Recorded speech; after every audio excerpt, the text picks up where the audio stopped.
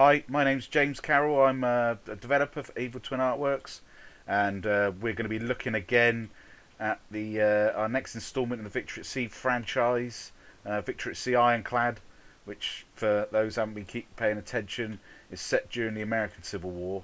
So we've got different factions of obviously the Confederacy and the Union fighting for control. And yeah, this one is a much more resource based sort of game, but we'll go through that in more detail as we go. But joining me today, we've got Asid as well, who's going to be firing some questions at me and has been looking at the game himself. Yeah, thanks for having me on James. I would like to first say to everyone, I'm going to fire across some questions, and the questions are just going to be low key, nothing too complex, just basic questions that I feel the majority of people will be asking. Excellent. So just people get a bit more of a feel because this is, I was going to say unique. The subject matter is niche within niche. I know one or two other developers have made a game similar to this. So I would just like to discuss some basic questions and some things that I would like to ask you about the future of this game. So over to you. Okay. Yeah. So for those that watched the previous stream, this is the next instalment from there. So we've loaded it up.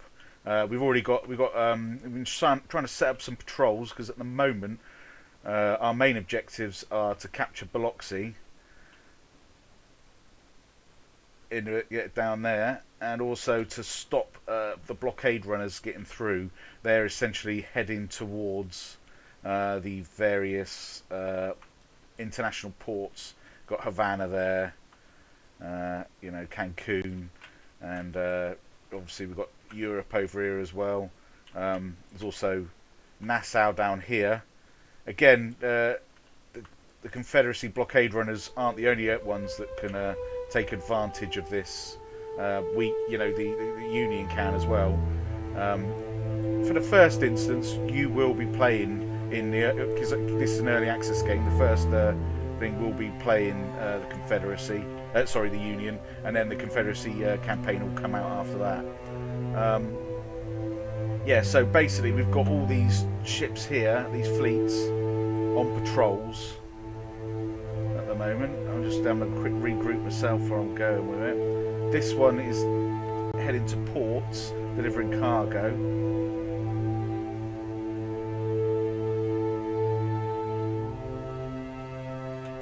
And we've been building some more. So these have got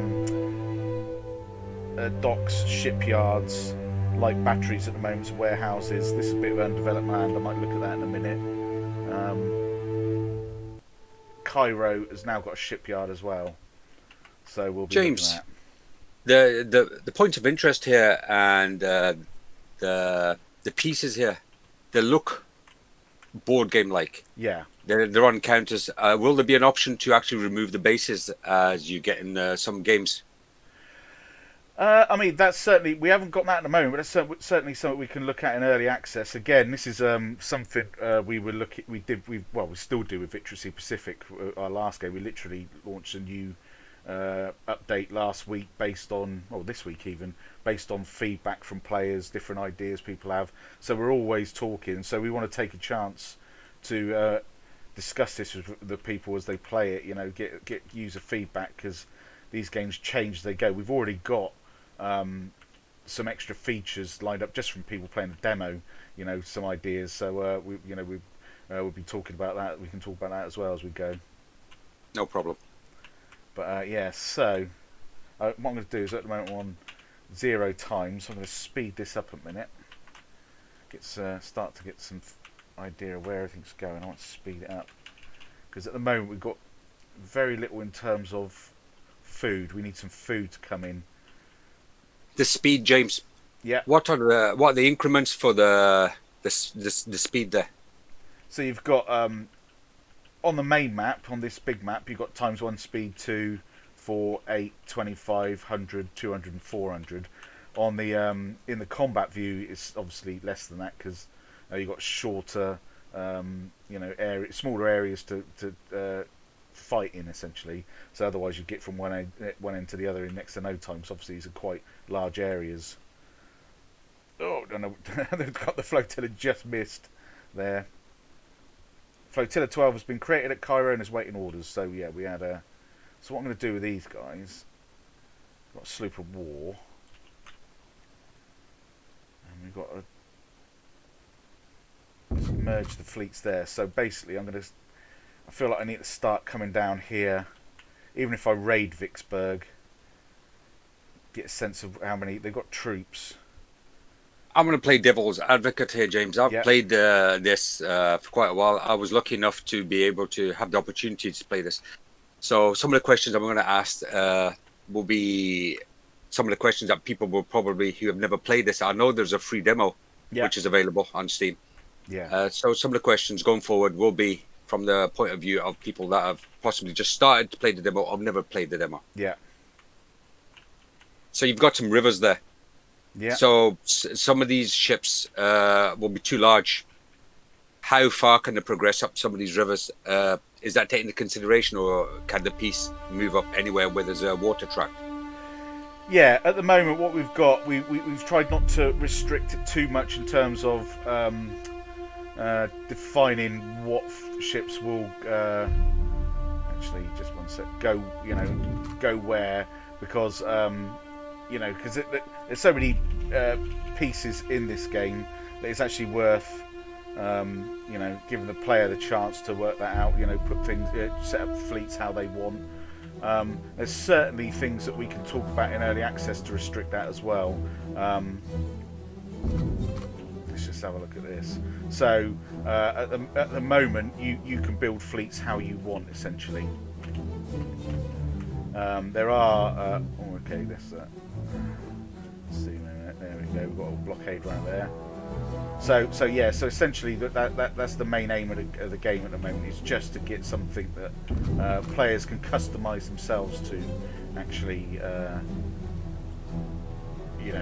define where what they want to do. There's something as well when we start to bring out the mods. That's certainly something we could look at as well to actually be more specific. And, you mentioned the mods there, James. Can you tell me just briefly a little bit more about the mods? Yeah, I mean, we'll be able to, from the point of view of Victor at Sea, you can essentially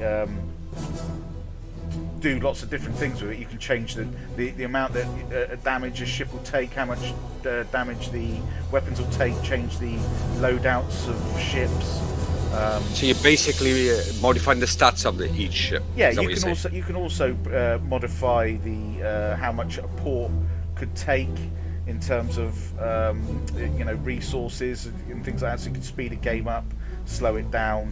You could also change the time in general to make it a more realistic time, because there's always a certain balance with these things. On the question of realism, James, is this historical?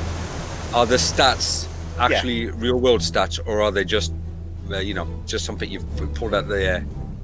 No, they're real world stats. We've essentially, I'm going to slow this down a minute while I do this. There's always the balance. It's not a simulation, it's still an RTS, but it is. There are real world stats involved, and all the the arcs. There's weird firing arcs and these things. A lot of these ships are quite experimental. I'm just using Q and E to fire my guns here, because you can get them to fire at will or hold their fire. So yeah, so there's a lot of damage to the hull, nice. So the reload times, which you can see here, look at these weird little firing arcs, and some of them are almost like mortars, so they'll come out of the air and just come down onto the decks and things like that. So there's definitely some some weird little features like that in terms of the weapons, because this was such an experimental age when it came to this is the turn into modern warfare essentially, and so we've tried to reflect that. James, the hits there, are they based on, is it a hitbox or is it just hit points? Is it specific locations? Are they modeled on the ships, or is it just basic hit points per ship? No, you've got there's a hitbox to a degree. It's not like a completely simulated, but I mean, as you can see here, you've got waterline damage, turrets damage, so it will affect areas of the ship based on where you hit, that sort of thing. But it's not super accurately simulated. It's got you know, wait a second, let me just.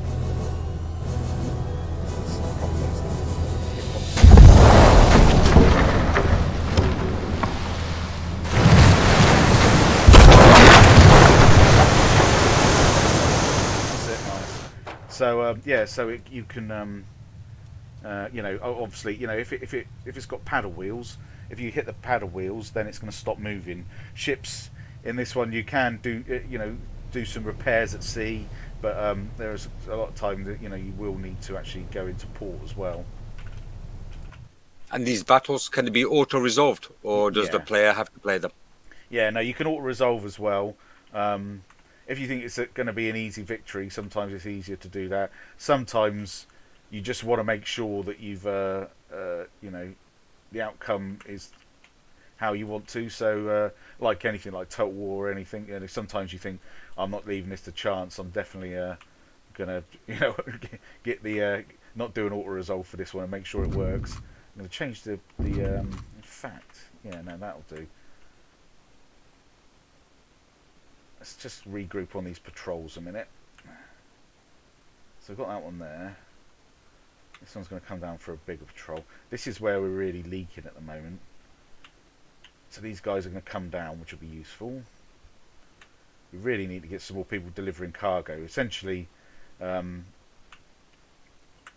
ships delivering cargo will infer bonuses, because again, all this is a really, you know, it's a lot more detail in terms of what you can do with ports, in terms of upgrades. So the actual county, if you look at Baltimore here, you've got the Baltimore County's got a gold mine, an iron mine, and a tobacco plantation, and you can upgrade those, and that will give you bonuses in terms of the amount of resources you get. How many different products are there in this economy? And what is the point of having these? Are they to finance each side?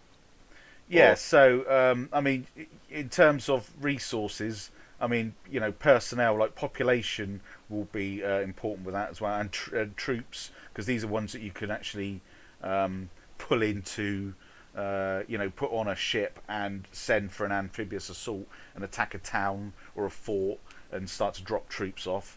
But you've got gold, timber, coal, iron, food, cotton, sugar, tobacco, and as I said, crew, and there's ammunition there as well. And basically, you can build certain areas have more of certain types of resources, which is why also it's important to take territories that you think might be useful to you, because obviously, you know, the Union's got quite a lot of resources here, and playing the Confederacy, you've got a lot of tobacco and cotton and things like that, which you can trade with international powers. Basically, you can go and exchange it for things that you're short on, but also it's worth attacking regions to take control of what they've got, and you can, you know, develop, you know, farms. In fact, I think I need a farm, so I don't want to do it on Fort Clark necessarily. So how deep, James, is the economy here? Is it just basic, or is there any depth to the economy? And how are the prices? Do they vary with the commodities, the amount traded? Yeah. Or is it? Yeah. Yeah. No, it's got. Let me just find. I'm just gonna just look here a minute. I'll get Washington, I think, be a safe bet at the moment. I'm going to upgrade the farm there. Yeah, so the resources are essentially set up. You're going to need certain resources for building here, look, shipyard I can't because I haven't got enough food again. I'm clearly short on food, that sort of thing. But I could build a train station and a warehouse. In fact, I think I might build a train station there.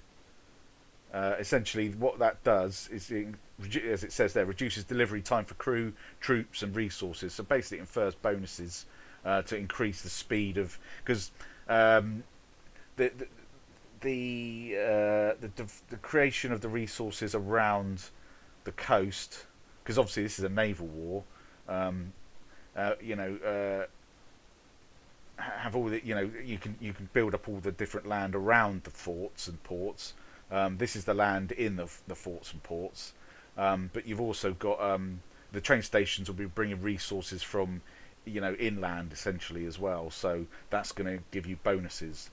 So the resources that you gather are used up to finance and to fortify Yeah, yeah.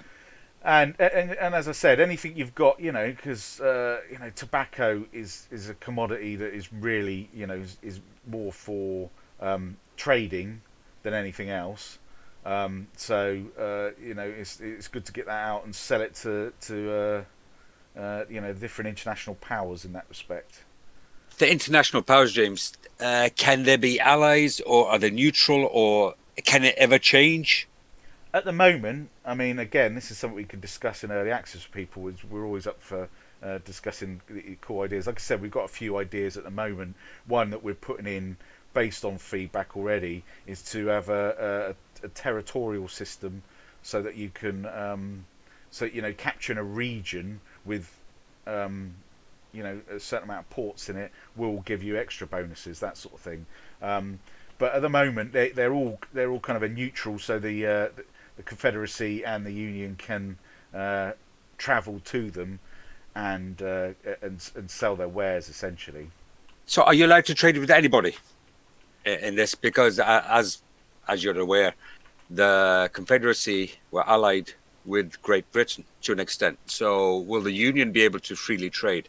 Yeah, the Union can trade with the different factions as well. Again, you get different bonuses depending on where you go as well. So, and in fact, what I might do, I feel like I need to. We need timber and food basically. So I'm going to send these guys to trade up here. I need to get some more ships going as well, because at the moment I think what I need is, this is the balancing act with this game, because you've got to manage your resources, you've got to stop the blockade runners, so we need to get patrols. We've got historically what I've done is you've got the Gulf Blockade Squadron, but I've broken them up. So we'll be patrolling and trying to stop these leaks. But what we need, we need to get cargo fleets to essentially create resources as well. To ship resources. At the moment, I'm just going to see what we've got. Can the AI do the trading aspect of this game, or does the player have control and always will have control of the trading aspect? The resource side of it. No, I mean you could you could build fleets up. So you've got a shipyard here. What I need, just looking, I need next go. I'm going to start to get some next round. I'm going to get some ships going. But what you got here is frigates, and and these unlocked. So depending on what shipyard you've got, you can level up your shipyard.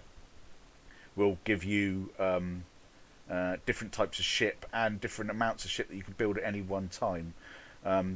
With the war bar as well, as you progress, this will unlock ships, which is where you'll get some of these monitors and stuff. Once the ironclads start to appear, that can really change the game. But again, you don't really want ironclads trading, that sort of thing. So what you do is you can build, say a gunboat. You can actually change the, you can assign it with a more expanded cargo space. You can assign it with more weapons and troops, so you can quite quickly change the balance of things. So you could build a few like this, and then what you do is essentially as I've done with this fleet trading with Britain, is that I can this guy before when before I decided to go over to Northern Europe, was I was if I select deliver cargo, what that will start to do is just it will collect cargo, and then it will start to it will deliver the cargo, collect some cargo, and start to go round our ports and deliver. So once you've defined it, they'll start doing it basically, and we'll carry on doing it. So the AI will start to work out where the resources are needed, and the better a chain it does, so the more it jumps from one place to another, the better bonuses you'll get as well in terms of resources. But What happens if one of your ships is intercepted? Can you be captured? Are the resources can they be sunk and lost, or can the resources be captured and used by the other side? And can any of the ships, if they are captured, is that mechanism available?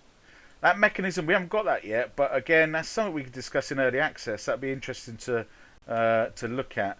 One of the things at the moment, basically, like if I stop these blockade runners, the ones coming out of Havana and things like that, the ones that I block and destroy, those resources do not get to to the Confederacy. So that obviously slows down their war plans as well, stops their building. At the moment, as you can see, you can see some ships here. These are all the visible ones, and these are only visible because they're they've been spotted within range of a ship or a port, and essentially once they get to a certain point, they'll disappear again when they're out of range. So you'll have a last known position essentially. So you've got to keep an eye on these sort of things. And what I'm going to do, in fact,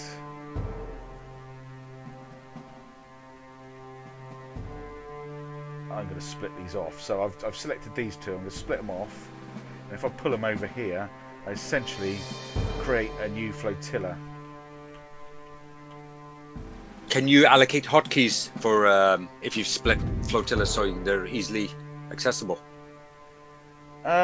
I've not tried that one actually. I have to see if the guys have done that one. To be honest, you all play it a certain way. I know. It's one of those things that I've not actually tried it. I'm sure there's something around that, so I'd have to have a look. Some people just love hotkeys, James. Yeah. You mentioned about the ironclads. As we know, the ironclads were not available immediately. There was basically riverboats that had some kind of armaments initially. So then you had the Timberclads, you had the Cottonclads, you had the Tinclads. Are they available in this game? Yeah. You've got a large spread of all the different types of ship that become unlocked, and as I said, they are quite a game changer once you start. Let's have a look. So my patrol here has intercepted blockade runner again. So this, I think I might auto resolve this one because I think we'll. There you go, and there you go. So ships lost the foreign trade goods as well. So they were doing some collecting some resources and trying to get back to their port. So that's going to hit them as well. Let's get back going at full speed a minute. You're selecting these ships, giving them orders. Is that instantaneous, or is there some kind of order delay there, or is that an option? No, the essentially you are it's the top level thing. So you give them orders, they'll start doing the orders. I think because one of those things that because there's you can this actual save that we've been playing from here, I've played for a couple of hours, but once you start building up and getting more and more, it's going to you don't want to you want to easily keep track of things basically and what they're doing. So and again with the increase in time speed as well that you can do that kind of it didn't seem much point to that, but essentially and actually just showing you here. So as of every at the end of every week you get some alerts. So the enemy's been seen trading with the following regions: Havana, Nassau even, Sicily, Cancun, Northern Europe, South America. So you can start to think about where this is at the moment. I'm just getting quite leaky at the moment, so I really need to look at the priorities for this. And again, we've got the blockade runners being hit here by Flotilla 10. Let's have a look. Might as well have a quick go at this one. So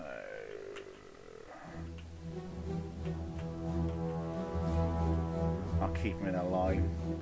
When you start a battle, James, can you, if it's going on for a certain time, can you select it to be the rest of the battle to be auto-resolved, or can you resign from the battle, or do you have to see it through to completion on your own yourself? You can auto-resolve essentially at any time. Yeah, so it'll work it out based on where you are.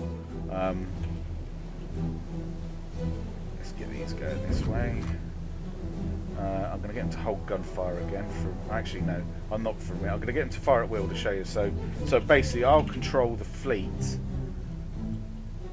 and I'll use Q and E, and they'll stay there. As I said, you can now change the formations as well, so you can do it live and they'll work it out. But I'm going to stick in the column. The blockade runner's going to try and break through.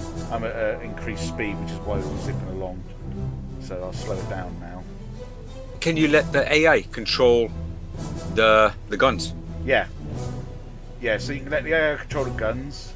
You can also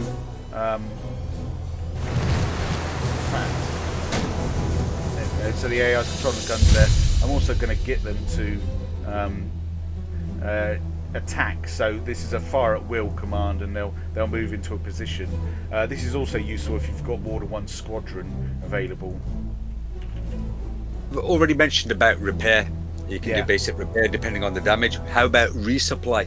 Is it infinite ammo, or is it a finite amount? No, it is finite. In fact, I should have been concentrating. What about resupply? Yeah. So you have to go and resupply in docks, that sort of thing. You can, merging fleets, that sort of thing. So you can, get some supplies from different, from other ships. But essentially, the fleets overall will, they'll notify you as and when you need to do things. It's they carry quite a lot of equipment, and as they're quite near ports for the most part, it's not too difficult to resupply. One of the things the blockade runner has just done is blockade run, so he's headed off. I should have concentrated more on that one as I was doing it. Sometimes it can be difficult to answer the questions and play at the same time. But that's the point of blockade runners. They're there to be fast and break free. So this is the issue with them, which is why I'm trying to. What have we got? I'm going to keep those. See the speed, James. Yeah. You can increase, you can also decrease. So what's the lowest speed? Is it 0? I would assume. Yeah. So is that a pause state, or is that what is that? Yeah. It's 0. Yeah. Essentially, it's another way of doing pause. Essentially. Can you issue a command when it's paused? Yeah. So right now, if I put it down to 0, it gives you a chance to have a look round then as well. Yeah, because some people, might think some games are too click fest. Yeah. As the term is, and they like to slow things down and play at their own pace, and mull over a tactic or a certain strategy that they've got in their mind. Exactly. So and that's the thing. I like to sit down and have a think with this one. I know some people play it differently. So some people like to play every combat in the combat view. Yeah. Some people just play it on this screen, and you can do that as well. And again, the fact that you can pause it as well is useful. There's also you introduced it wasn't there initially, but there's a top-down view. Yeah. There's also a top-down view as well, so you can switch between that. So pressing T gives you the top-down view, which is useful in the actual combat view as well. I find, because you can really line up your shots and things like that, and check out your distances. How many orders can you issue? Can you, if you wanted to move all your pieces that were available to move, could you move those while you were post?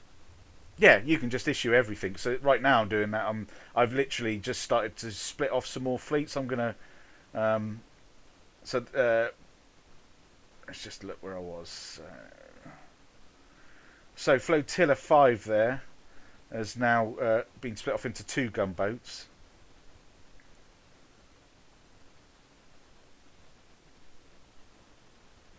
And then we've got, let's have a look. We've got Flotilla 15 here.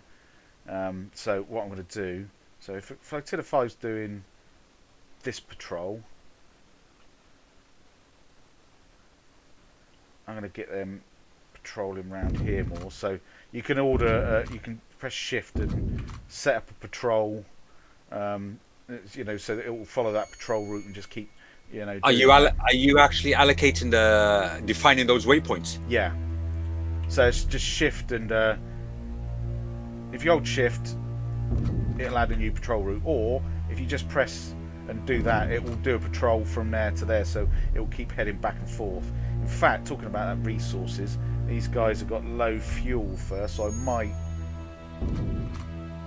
These guys are all right. So yeah, this one's got some low fuel. So it's not a desperate level, which is why I've not been well, not desperate, but at the low enough level that I've been notified, I think. So get these ones here, just going off and resupplying. What happens if you run out of fuel at sea? You get there is a point where essentially it gets to a point where you can just crawl back essentially if you need to. So it won't. You can't go full speed. So it's always, it notifies you with enough time that essentially you can't do much except go, you know, crawl back and get some fuel essentially. You know, and a lot of these ships as well have, you know, you've still got, you know, sailing frigates and things like that as well. So the worst thing we found, and again with feedback and ideas that may change, but the worst thing we found was you know, getting fleets where they're all stuck out in the middle of nowhere and you've lost track of what you're doing, you know. So we figured rather than punish a player for refuel and just have it so that, you know, if you know, it will slow you down essentially, and you've just got to get back and refuel. Some games would handle that as an option for a player if they wanted something deeper again, or as a difficulty level. What difficulty levels are available in this? Well, you've got you've basically got an easy, medium, and hard at the moment. That could change. So this is the medium levels. So you've got 300 blockade runners. I think the easy's 400 blockade runners. No, 450. So I was just going to ask, what differentiates the different levels of difficulty? So one of the main ones, obviously, the easy ones here are the blockade runners. There'll be less to so to the easy level, you'd only have 150 blockade runners. Sorry, the difficult level, you'd only have 150 blockade runners. You'd be allowed to have through before you lose. Easy's 450. You also get a lot more resources. On the easier level, and it's harder with the hard level essentially. So there's balances like that, and again, these are the sort of things that once we introduce mods, we can add, and also you know, with the mods, on the Pacific they've changed so much since we've launched it, based on player feedback. What about the AI though, James? And these different levels, does the AI ramp up? Does it get more aggressive? Yeah, so they do to an extent. We've tried not to change that too much. More just make it easier for you to grab things and to build up your fleets, that sort of thing. The AI in general will be doing their own. Obviously, they'll be trading.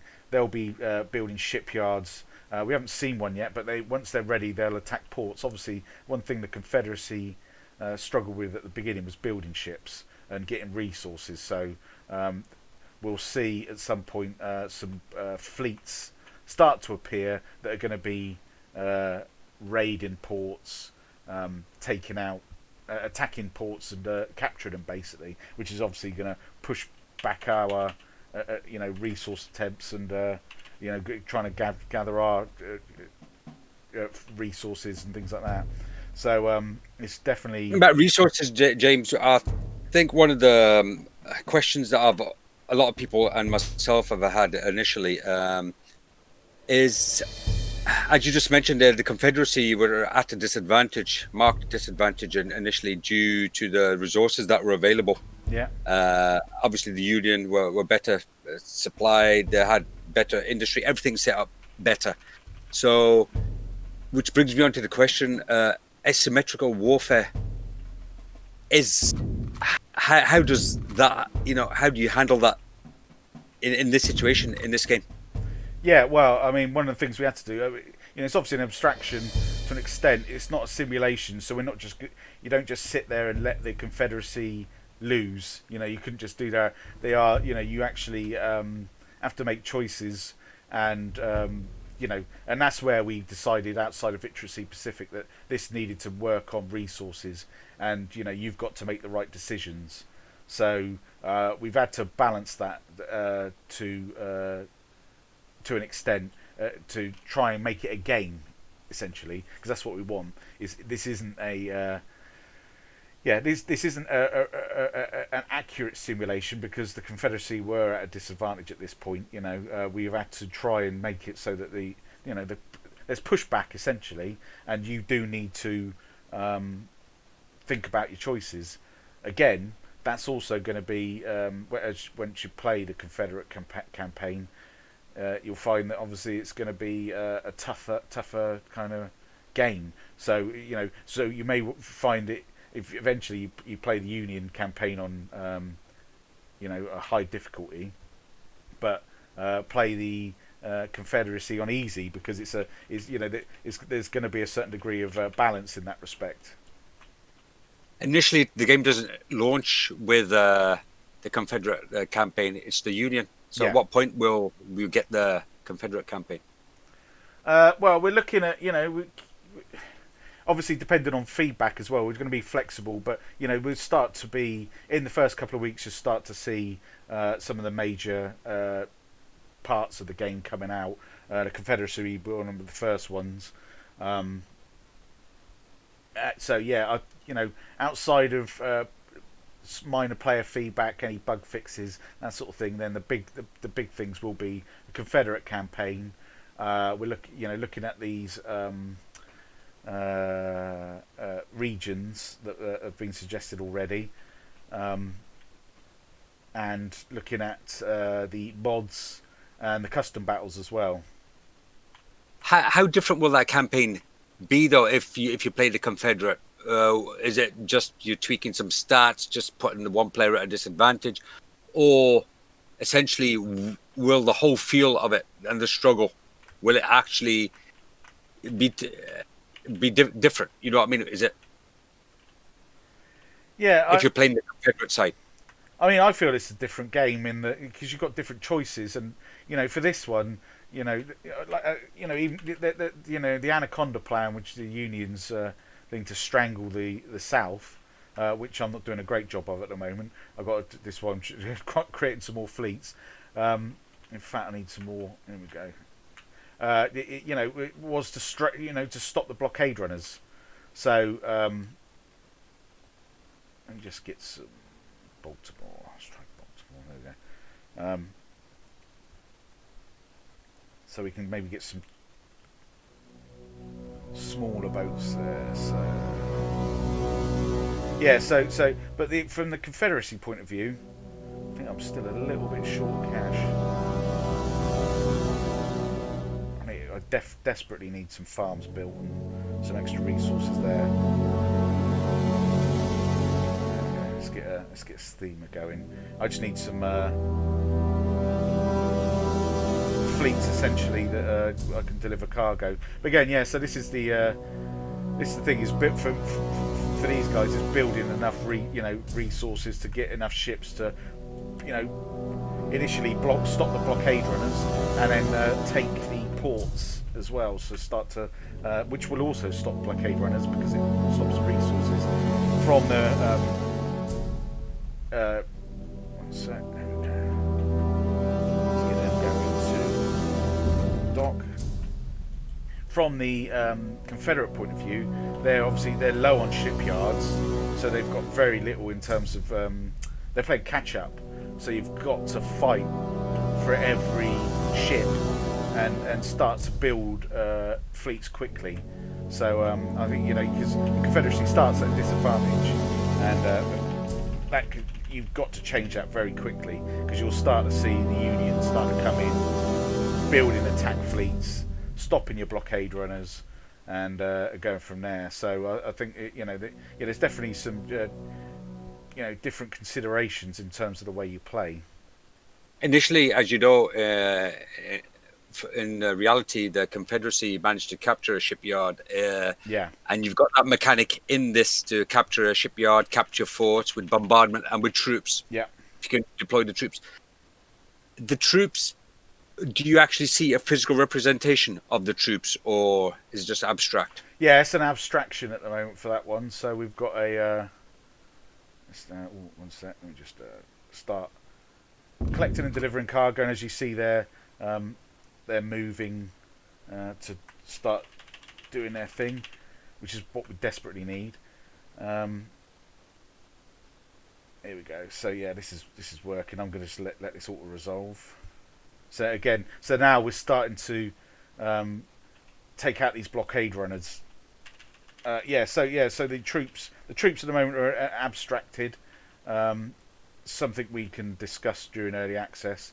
I think what we would really considered was a, this being the naval campaign. Obviously, you send in ships, and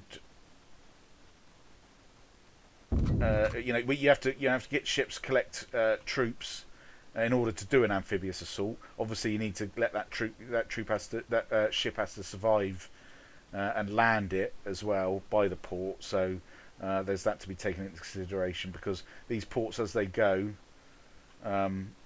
Obviously, Tampa here. These aren't accurate representations of the towns to a degree, because we want to be able to, this is where the making it more like a game. It's an RTS, so you can.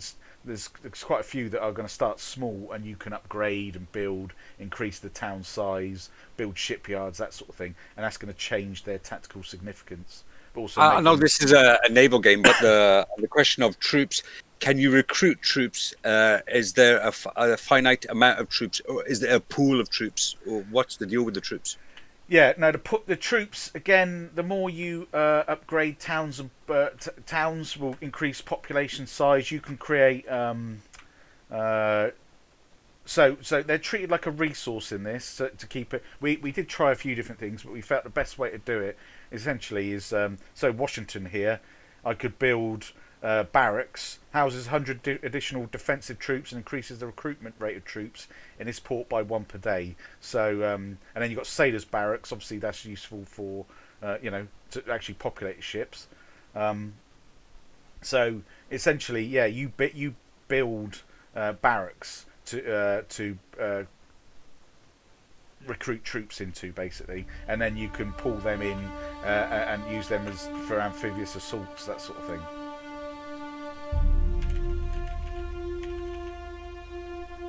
So yeah, I think we've started to get some.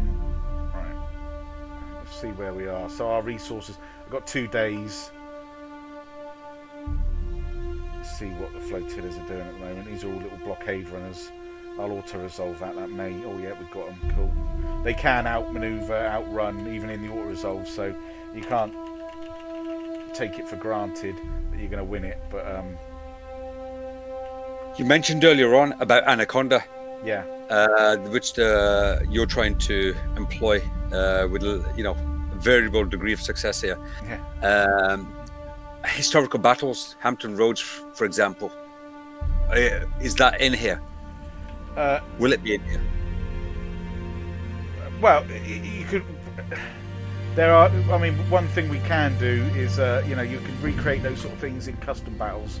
The problem is you start at the beginning. It's like Victory Sea Pacific. You start at the beginning with a historical start, like the Gulf blockade squadrons, that sort of stuff. But then, at that point, you've really got to start to make your own decisions as to what happens, essentially. So as soon as you start playing a game, it changes how the historical battles happen. So you can have your own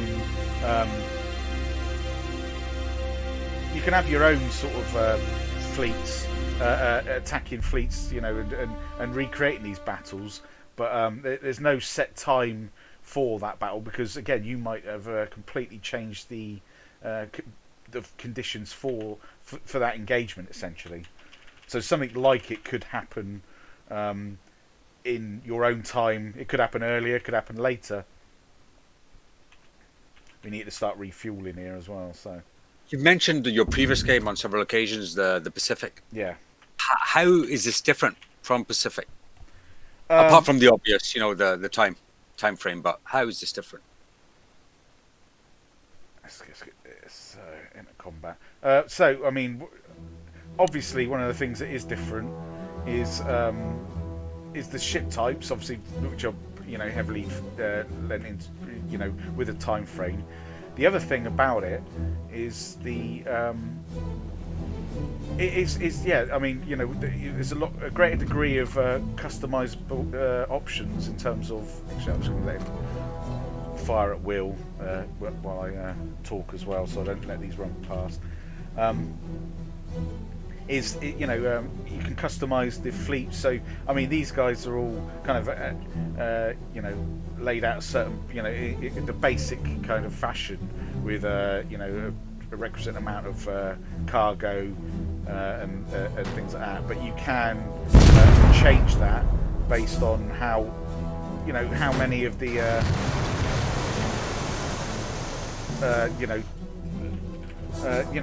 what you want them to do, essentially. If it could come to the point where the enemy really desperately has done certain things that change your plans, so you suddenly need a lot more refitting, ships refitted to deal with cargo space, that sort of stuff. So is the engine the same, the game engine the same for your previous titles, or is this a new engine? And what game engine are you using? Well, we used Unity to build it, but in terms of the mechanic behind it, this is definitely we did have to revamp and work into it because a lot of the fleets are and the requirements are so different to Victory at Sea, essentially, Pacific and things like that. That we need to rethink the way the combats worked, how they were pulled in, and again, Pacific was quite an experimental thing for us. We were trying something different. So there's things that in retrospect we would have done differently, but again, we didn't know until we'd had a lot of people playing it. There's a lot of things that actually came about that we didn't imagine we'd actually put into the game based on player feedback. We thought, actually, that's a really cool idea, So it changed quite a lot in that regard. So it gave us, and there's some things that we looked at and we thought, we can't do this without redoing the whole game, essentially. So there are things that we thought, maybe for future games this could work, but for Pacific we can't do it. You recently released a patch, James, for the Pacific. Just sorry to cut in there, and so you're still updating that game.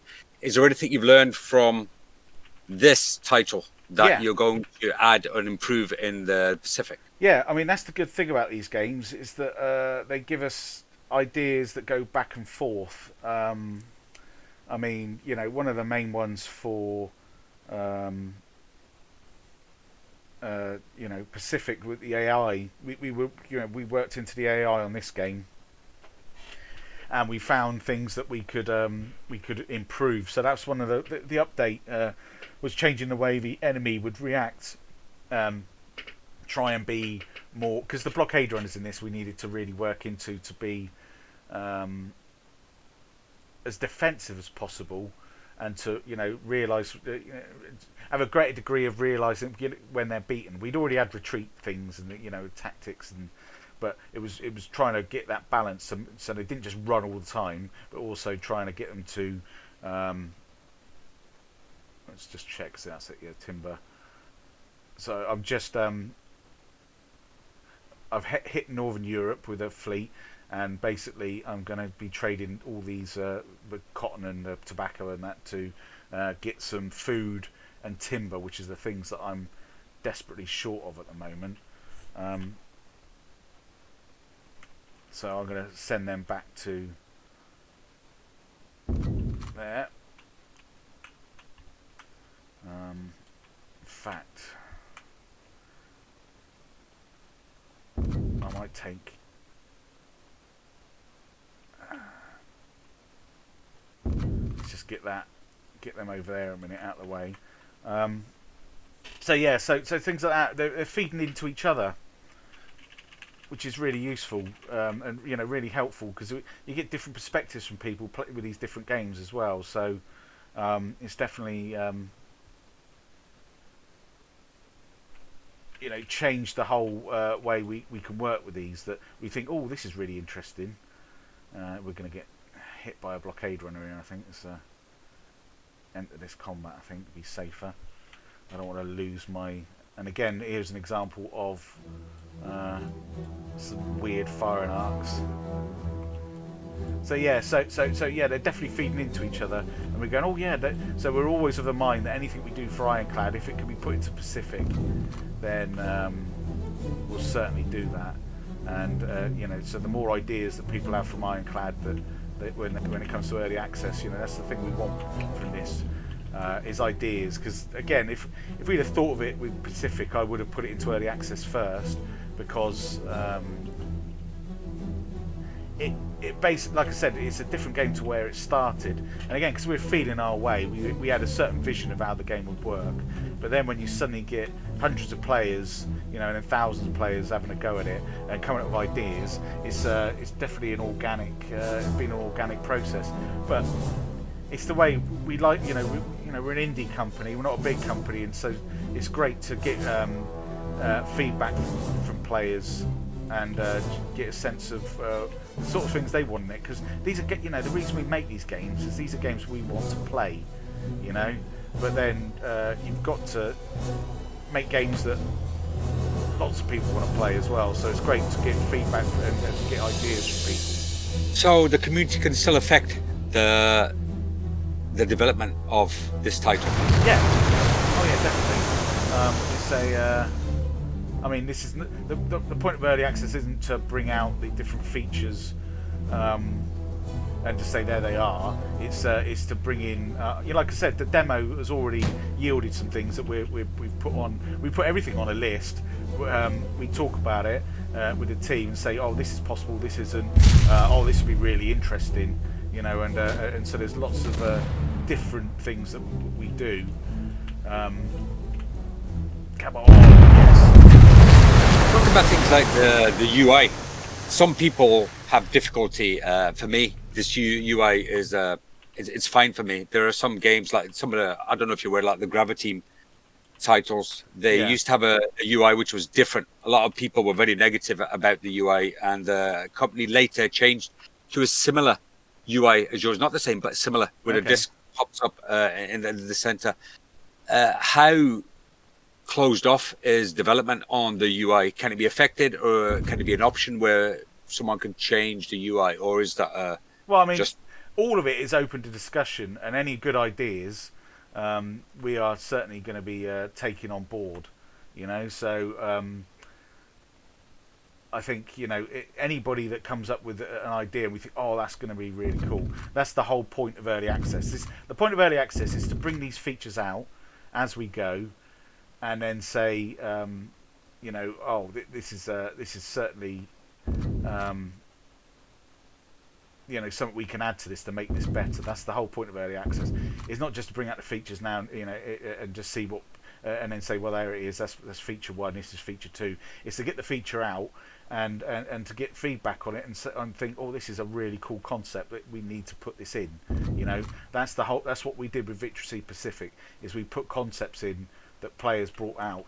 I mean, the modding, the things we added to mods really helped. I mean, Spectre X, who on our Pacific forum, he created a realistic version of Pacific, which is a lot slower and realistic ship building times, that sort of stuff.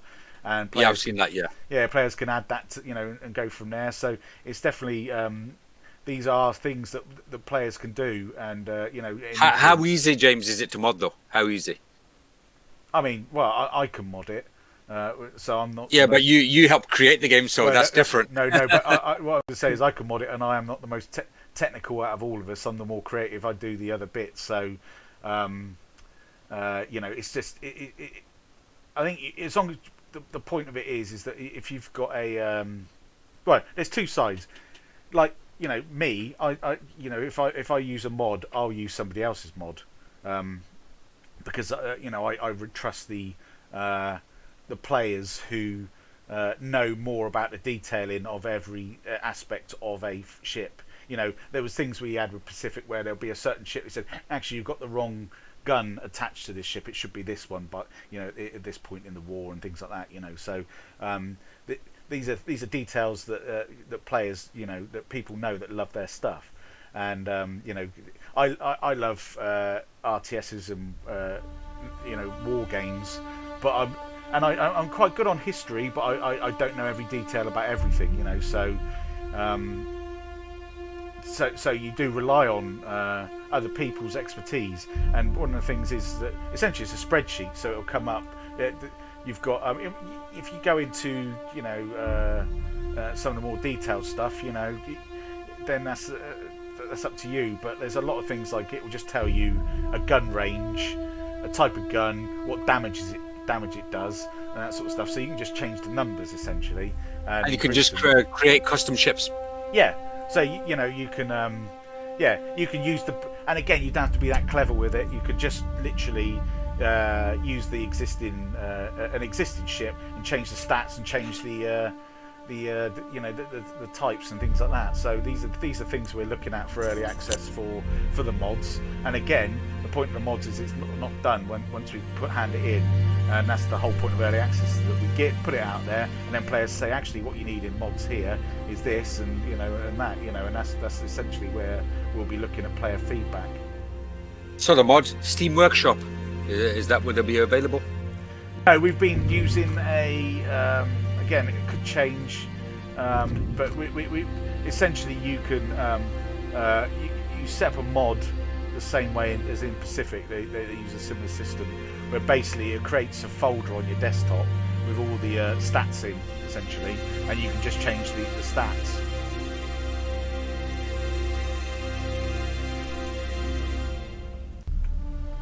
You mentioned a few times about early access. Could you briefly discuss your early access roadmap?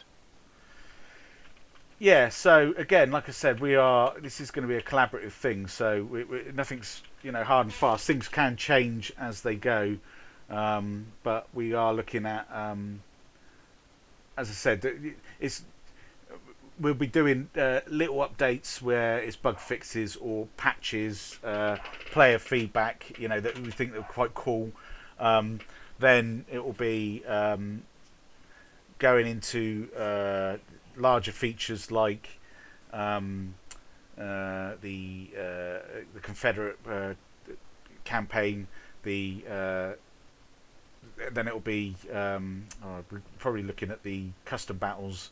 We're looking at the mods, and as I said, there'll be features in between those as well, involving things like player feedback with the area control sectors, that sort of stuff, and anything else that comes up that the players have suggested, essentially. So I think what we'd be looking at for it is regular updates and but peppered in every couple of weeks or so with a major update, bringing out the next feature, so that we can all discuss it with the players and see what needs to change, what things they like, and things like that. So this is the time to really get involved and say, this is what I want out of the game, because as I said, we want this game to expand and and come in and build, make something that we say, this is really cool. This is what we want to play, and as I said, it's a big old game. The campaign is quite a large thing with a lot of ins and outs. So you really got to think about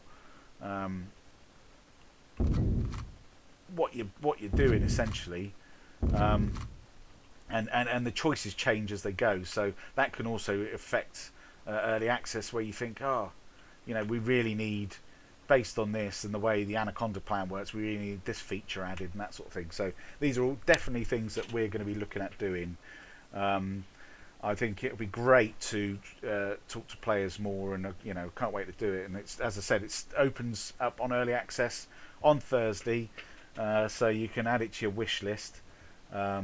And keep an eye out and join us and start talking about the different ideas and start making the game. I think at this point it's probably a good place to stop, and we can look at doing another stream at some point, probably during the early access period.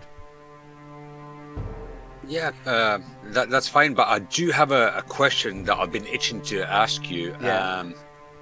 Well, a couple of questions actually. Now, you can pause the game and you can issue all these commands, as many as you want, basically to all your entire fleet. Bearing in mind, you can pause this, and you've got two sides. I'm not sure if you know where I'm heading here. What are the possibilities of multiplayer here? I hadn't really. We played in engineered as a single player game. I'd have to, look at that one and look at the possibilities of it. Not really considered at this point for what we play. I think because we play a lot of these single player, I hadn't really thought about it. I think as a campaign, it might be quite maybe a custom battle thing. It could work. Yeah, understood. Another couple of questions. I know you're busy and you want to continue development on the game, but. Day-night cycle. Yeah. How does it affect play? Is it just a stop? Is it just visibility? How does it affect the actual play? Yeah, there's accuracy can change at day and night, and visibility are the main things. So you're going to see fleets are going to start to try and sneak past ports and forts. And so they've got a better chance of doing that at night. So it's easier to get past you, at night time. So, definitely those are the main features for it. And what about weather? Does weather play into this? Because that did affect certain ships during the Civil War. So, do you have weather in this? And or is it something in the future? And how would it affect if it's going to be added? Yeah, I mean. I think that would be one to talk early access with the players. I think, from our point of view, I think one of the main things is to make this a manageable game in terms of the features with all, because there's so many ins and outs with it. I understand. I come back from a wargaming deeper simulation background, so that's why I'm curious about these, and I often have these questions. I understand you want to reach a certain audience, and you want to make it a game that's easily accessible, easy enough to play, because some games you don't want to get tied down into the minutiae of the actual game. Some people just want to play. I understand that. But not from again, that what I was going to say was that that doesn't stop us having a discussion about weather with this and the possibilities of it in early access. If there's a manageable way that it works for everybody, then there's certainly something to discuss. I think, I think that's the thing. It's just that because it is it's not mission-based simulation. It's like an open world with so many fleets and things going around. Sometimes it's better to start with something that's manageable by the players, and then and again, it could be something that we could have a tick box for. Have weather, fog. I mean, fog would obviously. I think mainly it's going to the easiest way of implementing it would be changing visibility and accuracy, that sort of stuff. And maneuverability. So I think anything like that's going to. I've got lots of food now, but anything like that's going to really help to change your decisions essentially, which is what this game's all about. Is thinking on the fly and really thinking about your decisions changing as you go essentially. Yeah. Well, watching you play, and as I've said before, I've played this quite extensively. You can have a lot of ships on screen at any one time. What about friendly fire? Can you tell me briefly about that? Yeah, at the moment we've got that turned off. I think we turn it back on as well. So, but yeah, because it's speeded up real time. One of the things we've tried to avoid is changing the parameters of that, but so that you don't end up, you can concentrate on playing the game essentially. But that's an optional extra essentially. So I think it's one of those things that you can either, I tend to avoid playing with all those sort of features on, because there's enough to get on with as it is with these ones. But again, they're pretty smart anyway with the way they work, so they don't tend to shoot you by accident. What reports do you have at the end of the game and at the end of the session? What reports would pop up, and do you have in-game intelligence reports? You have. I mean, you've got your log, which will give you your details on skirmishes, things available. You've got your as you've seen through the game, you've got reports, which is things like telling you where enemy fleets have been spotted, telling you where the enemy shipping has been, trading with, that sort of stuff. So so you get those sort of logs, but it's getting that balancing act of not having. It's quite a lot of information already. We're going to be changing a few bits, so it's just a one sheet sort of log for certain things, if there's multiple enemy ships spotted at any one time, that sort of thing. So and that's based on feedback from the demo and things like that. So we're already looking at changing the way some of those logs are featured anyway. But yeah, you get regular updates on things like that, and how as you see now, the resources are going, and and things like that, and you can just literally quite quickly see.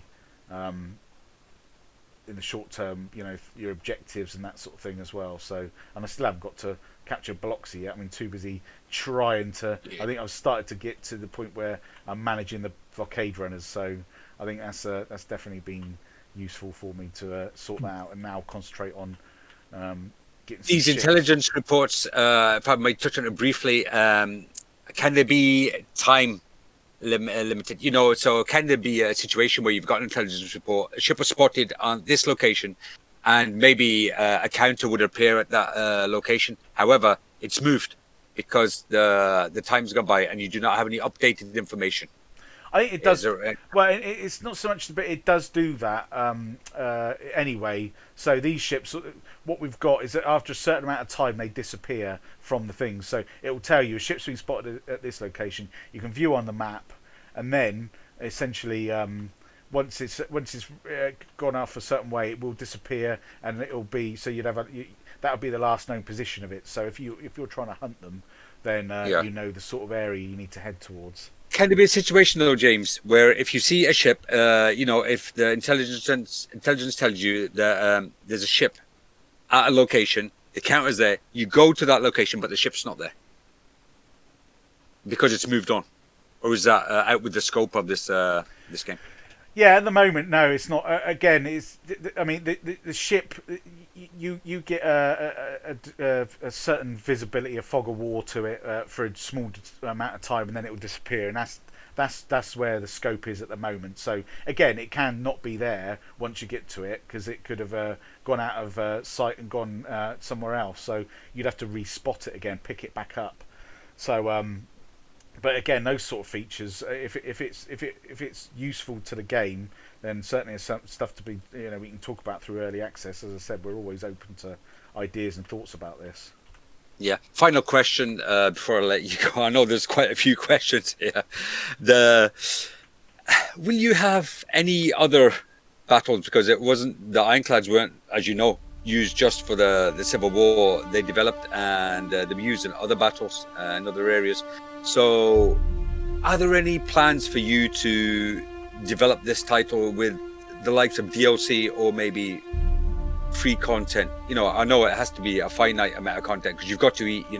So, are there any other plans for DLC or new titles?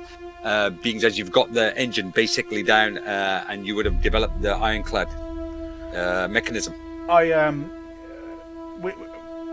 Again, we're open to all those sort of ideas. I think from our point of view, I mean, we're looking at expanding Victory at Sea games down the line as we go. That's not to say we don't do a DLC for this, or again, I mean, we're still putting in updates and feature updates on Pacific. So, we'll be adding and supporting this as we go for the foreseeable future. I think if something comes up that the players can really, that everybody gets behind, thinks, we can do that, that'd be certainly something. Or, for now we're focusing on getting the early access for this going. But for the future, it could well be that we look at other features and other things that we can add. In terms of using these in different ways. I mean, we as I said, we've got plans beyond the scope of this for future games. But yeah, for DLCs, if somebody's got an idea for one, then we're more than up for listening to it. And I think something like the Russo-Japanese War would be interesting. I know it's been covered by other games, but I find your engine, interesting, and it's easily accessible, enough to use, as you've demonstrated here. Cheers. Yeah. No. Yeah. That's it. It's definitely something that we could look at. I mean, we were even looking at for those that know their history, like things like the Cod Wars. There's lots of things that have been touted as ideas for this. So yeah, and this is the point. I mean, you talk to the Victory, because those that don't know, Victory at Sea is based on a tabletop game. Yep. So is this Mongoose Publishing? Yeah. So Mongoose and Warlord have now started under license from Mongoose have started to release Victory at Sea games. They're starting in the Pacific, but Victory at Sea's it's not just one era. It's and that was the point, is that you could end up seeing, and I can't tell you because I don't know. I know they've got loads of ideas and loads of wish, like us. They if they could, they'd make one for every era. But you could see Age of Sail, Victory at Sea down the line. Or the Carthaginians versus the Romans or something. You don't know what. There could be loads of different ways of doing it. So, and that's for the tabletop game and for us. There's loads of great ideas, and yeah, certainly it'd be great to use the Ironclads and keep them, and do another one. Looking at this view that you've just stopped on right there, it does give me the feel of a tabletop right here. The counters are sitting on those bases, so it gives you that feel. What's good about this is that this is something the tabletop obviously couldn't do. They'll do the skirmish, mission based kind of, essentially our custom battles, whereas this one can run quite a massive campaign and let ships be built and do their own thing. Have an AI, which really helps in that respect. And you can save and pick it up when you want to play it at your own pace. And if you have a cat, it's not an issue. Yeah, exactly. Yeah. Because I mean, cats like pieces. Yeah, exactly. I mean, we've got Axis and Allies that me and my brother play, and for anybody who's played that, if you can join, we've got the Pacific and Europe boards, so you can join them together. But again, it takes ages to set up and ages to put away, and it's like so it's nice to be able to just press play on a game and jump straight in and actually do it. Oh yeah, and have it all set up for you, and it just the rules are already there. You don't have to look through or really learn too much. No, exactly. So, yeah. Again, I've asked a lot of these questions. The deeper, some of them at this point are out with the scope of what you intend for this title, because it is basically an RTS. Because of my background, because I'm from Dogs of War VU, and we play a lot of simulation, strategy, war games, but these are kind of titles that we enjoy as well. Because something that doesn't have to be, ultra, fine detailed with every little rivet. Sometimes you just want to pick it up and play it with a decent amount of information, decent amount of detail, and just for enjoyment as well. Because it's important that you enjoy. You can get a game that's so deep, it has so much detail, but then the game, you can't find the game or the enjoyment inside it. It's been basically just an engine, just like a simulation of what can happen between two sides, and a lot of the enjoyment's gone. Yeah, exactly. It's definitely something that you need to. It is a balance with different games. I'm just going to quickly. I like the resource management, and that adds a whole new layer to this. Yeah, that's what we were quite excited about. Is actually being able to, bring a different level to it that Pacific doesn't have. I think it's definitely something that. Yeah, it's quite exciting for us to actually give the players something else to think about. And again, I don't think we could have done the American Civil War without doing the resources. That was a thing, If you strip that out, and you haven't really got what the one of the main issues that the Confederacy had, and so it's something like what are they playing for? So there's definitely, as you said, there's that asymmetrical combat side of it, and the one side has got a lot of one thing and the other side's got a lot of the other, so it's definitely balancing that out for them. Understood.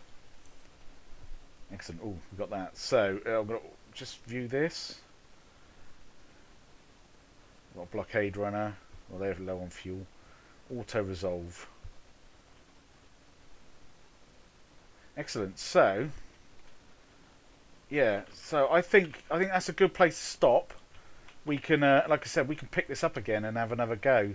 I enjoyed doing this, so it'd be worth. Definitely, James. Definitely. We can have another go and play some more, stream it again on the store page, and go from there, basically. So yeah, I want to thank everybody that's been watching, and like I said, it launches on Thursday in early access. That's the point where you're going to be able to. Really, put your stamp on the game as well and come up with some ideas.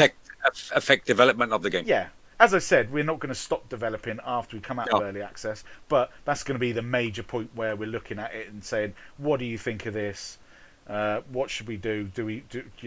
What do you want to see added and taken away from it? And no ideas. There's no stupid ideas out there. So it come from. We'll tell you if you suddenly said, "Oh, we need it to be the full world," and we need all the populations mapped and tracked, and then we'd say, "Oh, maybe that's a bit out of the scope of the game." But again, give us the ideas, and we can see what's possible and what's not, basically. Yeah, there's a Linux version as well, is there not? We're looking at it. Yeah, we're not going. It's not going to launch straight off the bat in early access in Linux. We just want to make sure that we've got enough players. We don't want to shortchange people because again we're a small indie team. Understood. And we've got Macs and PCs and things, and there's only so many. So to get some people that are dedicated to test it, and so that we're not shortchanging everyone. It's definitely something we'd be up for. So yeah, brilliant. Okay, then I think that's it. And thanks, Asid, for coming on and talking this through with us. And we shall see you on the launch of At Sea Ironclad on Thursday. And we'll see you on another stream soon. Thank you, James. Thanks, Sid. Thank you very much. Thank you. Bye, mate.